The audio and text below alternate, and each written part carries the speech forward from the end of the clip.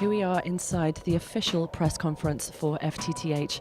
Now, as you can see behind me, everyone is beginning to take their seats and the conference will begin in a few moments. Now, there really is the sense here that this is a worldwide affair. We have 100 or more analysts and media from all over the world, all here for the same reason: to realise the importance of FTTH. And the objective here today, without a doubt, is to spread the FTTH message to as many people as possible.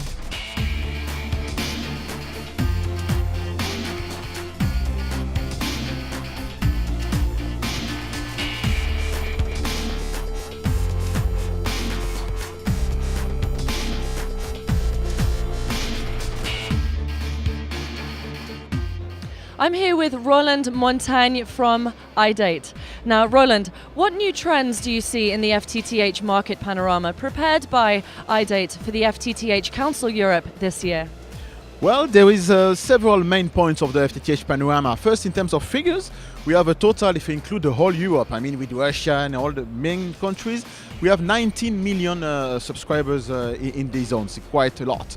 If we concentrate only in Russia and Ukraine, Turkey, which are quite dynamic, we have on those countries alone 9 million subscribers. But Europe, even if in political Europe, EU27, we have only, I would say, 6 million subscribers, things are progressing. We have today, for example, already countries totally covered with fiber to the home. 100% of the homes are really covered with fiber to the home. It's the case of Lithuania, for example. Another good news for Europe is that fiber is progressing in several regions in the European landscape. For example, 30% of the new subscribers are still located in the Nordics, in Netherlands. 30% are more located in eastern part of Europe. But we see for the first time that in Western Europe, I mean countries such as France, Portugal, Spain, are today representing nearly 36% of the new subscribers. So things are moving, and we are today, I think, in a new line of deployment and development of fiber to the home in Europe.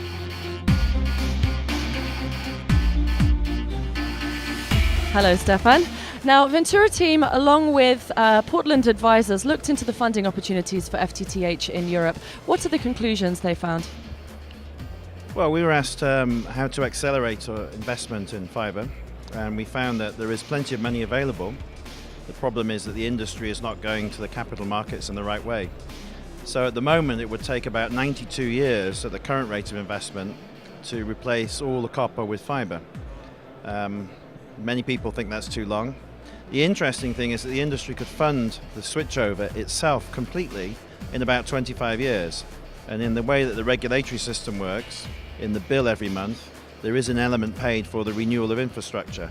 And at the moment, I don't know what that money's been used for, but it's not going into the local loop where many of us feel it should go. So over 25 years, the industry, use half of its capex budget, could actually fund the switchover. If it was going to be faster, the taxpayer would need to contribute, I think.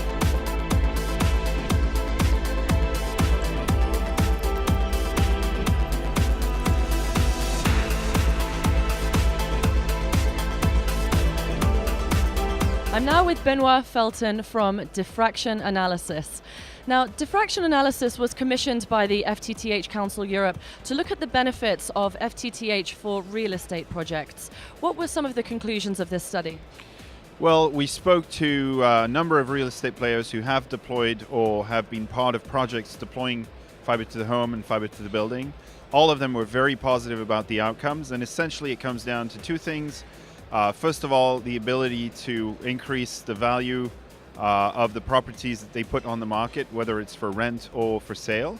And second, the ability to offer new services over fiber that are relevant for their users, such as home security, home management, and lower carbon emission homes.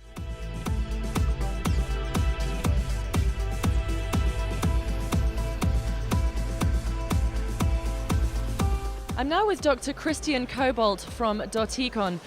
Econ was commissioned by the FTTH Council Europe to investigate how regulatory measures can encourage investment in fibre access networks. Can you give us some examples of recommendations, perhaps?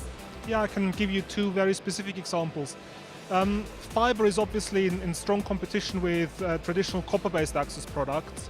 and customers are often not really aware what they're getting from standard DSL products, so they don't know what speed, what service quality, what reliability they get, which limits what they're willing to pay for fibre. Another way of potentially reducing that impact from old copper access is to allow incumbents to withdraw copper-based access products once they've started rolling out fibre, but that's currently not possible under regulatory policy measures, so that's something that could be addressed. Thank you very much for taking the time to talk to us, Dr. Cobalt. Back to you.